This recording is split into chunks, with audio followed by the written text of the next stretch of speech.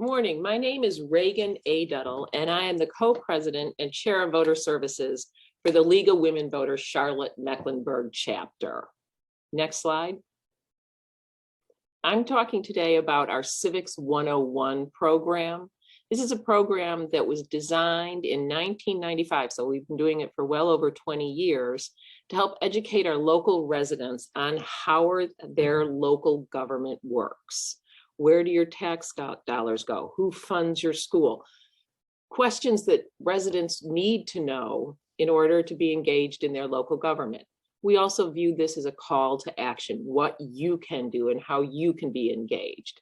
And again, we use this to increase voter turnout, voter engagement, and clearly promote Vote 411, which helps with all of those things. As we all know, let us not revisit the COVID years, but we had to cancel, I think, our spring 2020 in-person Civics 101, and we were on hiatus until this spring 2022, where we decided that we were going to pivot to a virtual format, just because at this point you don't really know what's going to happen, and we wanted to make sure that we were able to host this. Some of the reasons we wanted to is that we were able to reach a wider audience, broader demographics. We were able to increase our registration. Previously, it had been capped at 60. We can take up to 100, and we got 65 participants. So we thought we did pretty good. We were able to share materials virtually. We sent them out. So that saved on the printing and what we had to prepare for before time. We did use polls and quizzes to maintain engagement. We worried about people staring at a screen that long, and those were very well received. Another thing we were able to do in filming and taping these is we're able to save them. And we will have them housed so that people that work with underserved communities, communities that may not otherwise be able to see this, will have access to these programs. I mean, we all feel very strongly that civic education should not only be offered to those with time in the evening and extra money. So this will meet that need greatly. We would love to at some point get this translated into Spanish, and that's something we were working on. Next slide. So for our civics program, in the past, we've had 5 sessions. This year, we decided to add a 6th and start off with the Board of Election. As we all know, there's so much noise around Board of Elections and what does a Board of Election do? And the Board of Elections is the genesis for all elections. So we decided to include those. We did some pre-recorded sessions at the Board of Elections itself. We had a demonstration of the voting machine and how it's not connected to the internet. We interviewed some of the employees there and their jobs. The person who does absentee ballots, how did they counted? How do you store them? How are they counted in the big picture? We showed the machine that counts the absentee ballots. We had a discussion with the person who does early voting. How do they get the sites? What are the criteria for sites? So that people understood how much work goes into the elections. And then that night, we have the panelists come to just the panelists are coming to the city government center where we're filming. And so the director came and he spoke and fielded questions. And that went very well. We then had the ones we've had in the past. We had city government, county government, and the Board of Education. We first asked non-elected government staff, and they shared the structure, roles and responsibilities and budget. And then we also invited former elected officials. And we made sure we tried to invite people from both parties and a diverse group of people so that they were representative of our city. And we had them talk about why they got into politics, what their experiences were, and any other things they wanted to share. In the past, when we were in person, people would go to the meeting for a few minutes to see the city council or county commission. This virtual, we were able to go to archive meetings and find 10-minute segments of a meeting that we thought might be interesting. So we did one on the budget when the county commission or the city council was doing budget or redistricting, so that people could see how these bodies work, but talking about something that might be more interesting because they're looking at a screen for 2.5 hours. And then we also had Q&A after each speaker. For the county courts, we had 7 people come. So although our participants were virtual, we had our panelists come in person to the government center because we felt that was going to stimulate a more organic discussion and a little more interactive. So for the judiciary, we had 7 people come and they talked about their roles. They talked about how the courts were structured. They talked about their experiences, how they interacted with each other. And then we also had the sheriff come and talk about some of the things that they are doing. And I think everyone really enjoyed it and learned a lot from that. Our last one that we just finished was media. And this, we changed the format as well. In the past, we'd had it at our Charlotte Observer paper and then had a dinner. So we were thinking with so much noise around media, information, misinformation, how do you get your information? How do you know what you're getting is correct? How do you consume it? Social media, radio, regular TV, newspapers. So we invited 6 members of the media from various media platforms, social media, TV, radio, digital, and had them. And then we also had a college professor. And so we asked them how they get their information. How do you know stories are true? How do you see people consuming media? And anything else that they thought was pertinent. So I think that was a really good new addition as well. Next slide. So here's kind of a sum up of how we viewed what we did, our opportunities and challenges. As I had said before, we had an increased attendance and we can have up to 100 people come. We do charge for this if you're coming as it's being live. It does cost us money to produce this. And so we do charge, but then once it's taped, those will be offered to certain communities for free. As I said, we get a broader audience. You're not driving, you can stay. It's the same day, same time. Prior, when you're in person, the different bodies of government meet different days. So it would be harder for some people to come because you'd have to come, say, on a Monday one week and a Wednesday the next. This, we could have consistency because we were using the tape sessions. Some of the things, our challenges that we perceived were the 2.5 hours, getting people to sit in front of their computer for 2.5 hours. And that's one of the reasons we used the polls and the quizzes, and we would do those throughout. Having the pre-recorded little sections that seemed to be good, and then also having question and answer throughout. So we think that that kept people's interest. Again, like I said, we had the government presenters and guest speakers in one place. So you could generate more of an organic discussion, sometimes having discussions with panelists over Zoom. People are talking over each other and they don't mean to. So this really seemed to work out well. Next slide. So, you know, our kind of our post-mortem on this, our lessons learned, we thought the virtual went really well. It was well received and well attended. We did hear for some people that they did like that in-person experience. They liked when they would do the judicial, they would go to the courts. So we are exploring for the fall a hybrid model. Right now, we feel that we always have to have kind of a virtual in our back pocket because until everything settles down, you want to be able to pivot. We were going to start looking at maybe some grants or subsidized scholarship for people that want to attend the live sessions, but may not have the financial ability. So we're looking at that.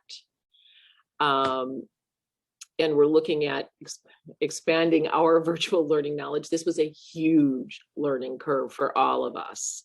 But I think we did it, and we did it beautifully. And so I guess, you know, we would like to, if anyone has questions about what we've done or anything like that. We would love to talk to people. I think this is a program that's really very doable for all leagues. So if anyone has any questions, please feel free to email us. You can see the email, lwvcmcivics101@gmail, and we'd be happy to answer any questions that you may have. Thank you.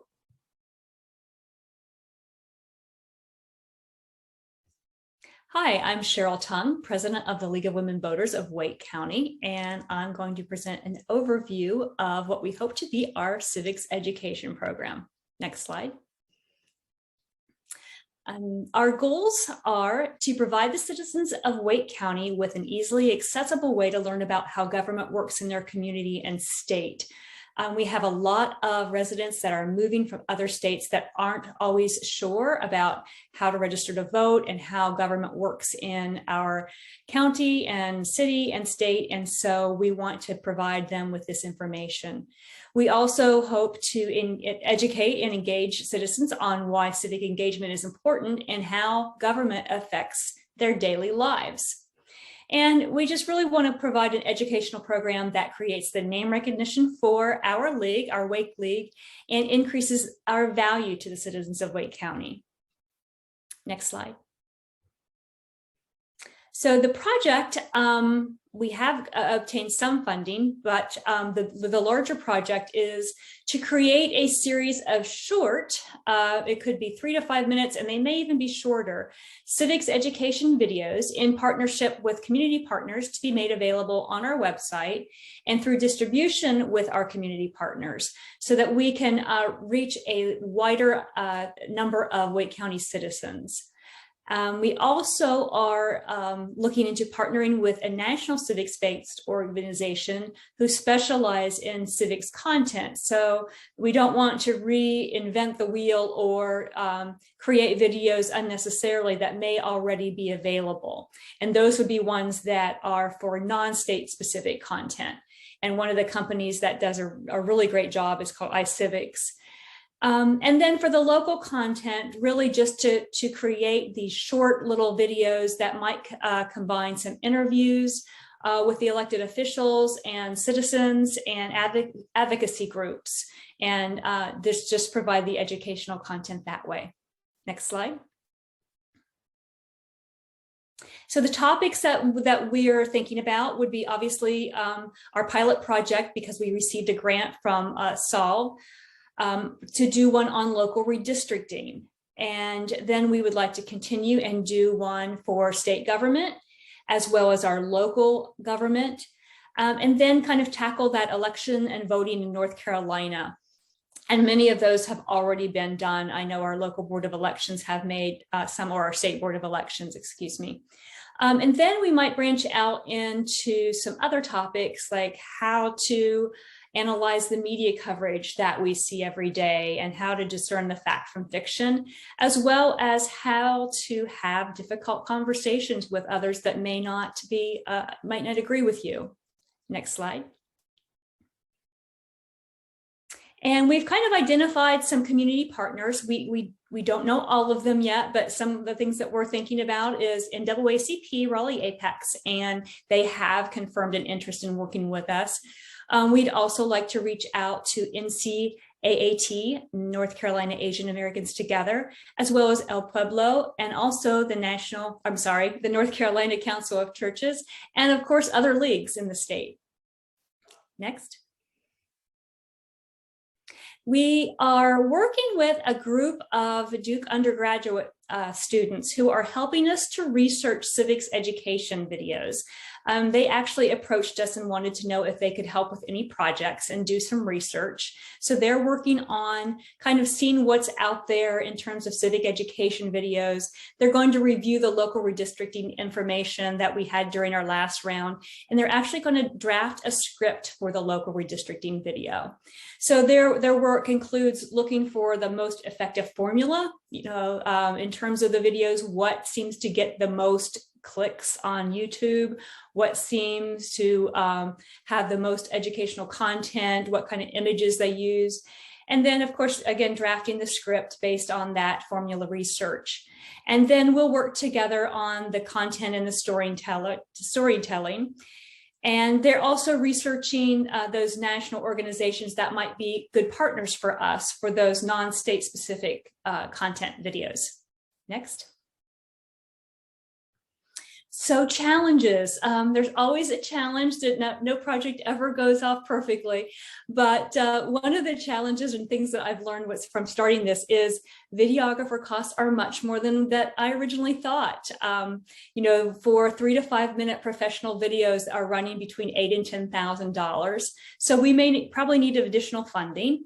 And during this last several months, I've kind of researched other ways to make that without looking at those professional videographers. We've looked at Duke University, undergraduate documentary studies, UNC Department of Communication, as well as the UNC School of Filmmaking. But for the interest that I got really didn't have the amount of experience, professional experience that we needed. Next. There's also challenges with the local redistricting process. You know, not every process goes off perfectly. And while the redistricting process for Raleigh was very transparent, they did have public hearings, public comment. They had multiple map options. And it went smoothly, I like to say, until it didn't, because we did have some issues with the maps that was chosen, in which some minority precincts were being moved, and we had some objections to that. And there are also always litigation concerns, whether you think that those could come to fruition or not. So we just want to make sure that when we tell the story in local redistricting, that we don't leave out you know, that it wasn't, we want to make sure that we communicate that it wasn't perfect. There are some things that we can see improvement with, and just make sure that we tell the story correctly so that we have successful distribution efforts. And that is the project and the work that we've done thus far, and kind of our challenges and the work that we have ahead of us. So thank you.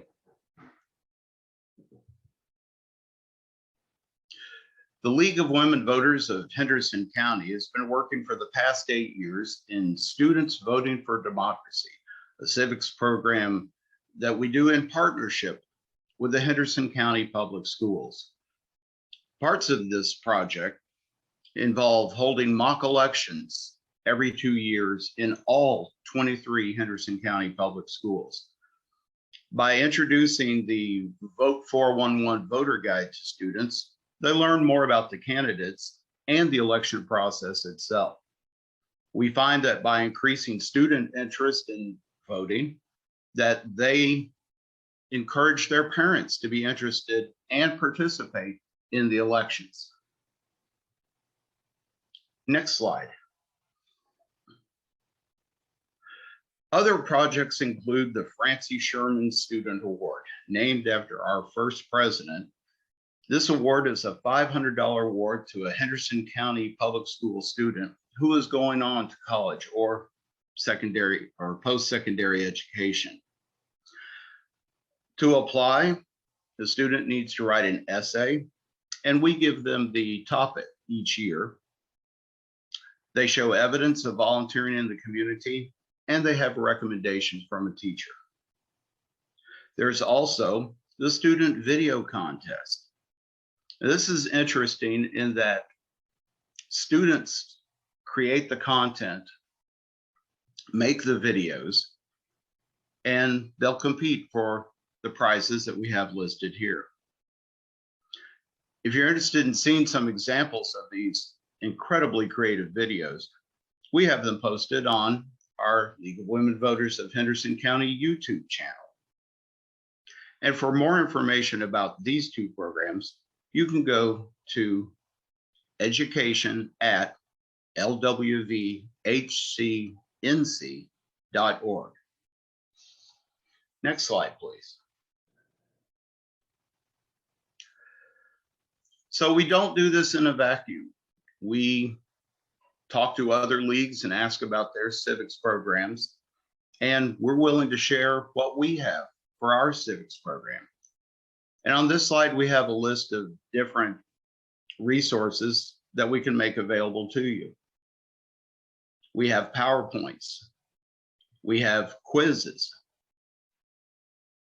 We have paper ballots for your organization to use.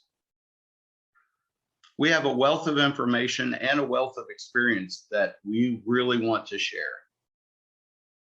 And we ask you to contact Linda Miller at millardh@bellsouth.net or go to our website.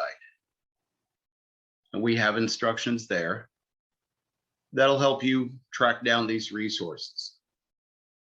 We'd like to hear from you and find out about what you're doing in your civics education programs. Tell us about your successes. Tell us what's worked. And keep working. Thank you very much.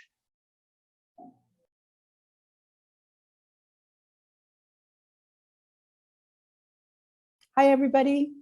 My name is Krishna Mondal, and I'm the president of Orange-Durham Chatham County chapter of the League of Women Voters. I'm delighted to be here to talk about our civics program. We call our civics program Let's Talk Civics. The objective of creating this civics program can be taken directly from the League's mission statement. That is, to educate and inform people about the government and show them how to become active participants. For example, by attending local meetings, joining local boards, running for office, and of course, voting. In our Tri-County chapter, there are several excellent programs with exactly the same purpose, to create better informed and engaged citizens. Some are costly, but most are free. They take about some are 3 weeks, most are about 9 to 12-week courses. They are all in-person courses, and they take the participants to terrific venues like the town hall, the court system, the detention centers. Then the pandemic happened and all programs closed. Next slide, please. We started our program in 2020 during the pandemic. It is a virtual program. It is a totally virtual program. And we knew as we started the program that most people will not attend just a civics course. So we needed a hook. We designed the program such that we will have elected officials come and local elected officials come and talk about their work within the system and how they feel that the public can participate. Our program is about 90 minutes max. The first 25 minutes, we have a PowerPoint presentation on how government works. We then leave 5 minutes for Q&A, and then we have a 30 to 40 minutes dialogue with our elected officials. The team prepares questions that we send to our presenters in advance to prepare them. Our moderator guides them through the questions and asks them to expand. We also give the we also take questions in our chat box from our audience. We also have a survey question. We ask our audience and our speakers for their input on the event and put a link for SurveyMonkey into the Q&A section, into the chat box. Overall, we have received very high ratings, both from the audience and from our speakers. Some have indicated that the civics participation or the civics part, the beginning part of the program was a bit too long, and we're working on that, fixing that. Next question, next slide, please. Let's take a look at our county and municipal government. So on the topic of municipal and county government, we compare the counties, the power of the counties and the power of the city government, how the county government works, what their responsibilities are, how the city government works and what their responsibilities are. And at the end, we do a comparison between the municipal and the county governments on topics such as revenue sources and expenditure priorities. Next slide, please. On a recent program on local government, we invited 3 mayors from cities in our 3 counties. These are 3 women mayors who govern over very different cities. Some, like Durham, which has a population of almost 300,000, to Hillsborough and Pittsburgh that have a population under 10,000, sort of verging around 7,000 people.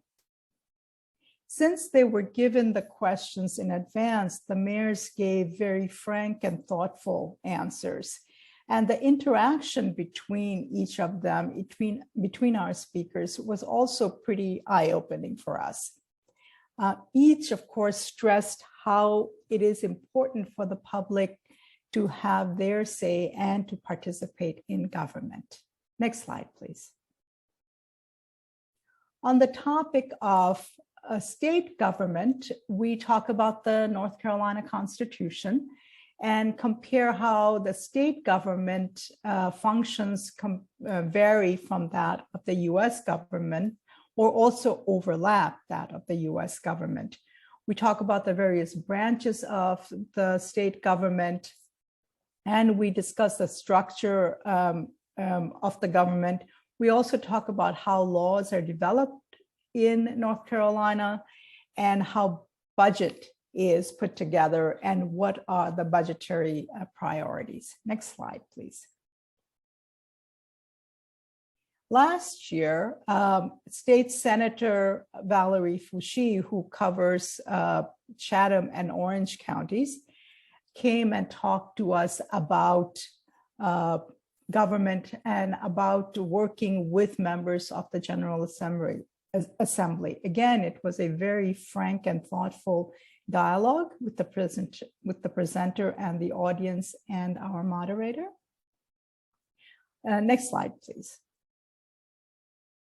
Our newest topic is the special purpose government, such as the sanitation district, the airport authorities, and the regional planning authorities.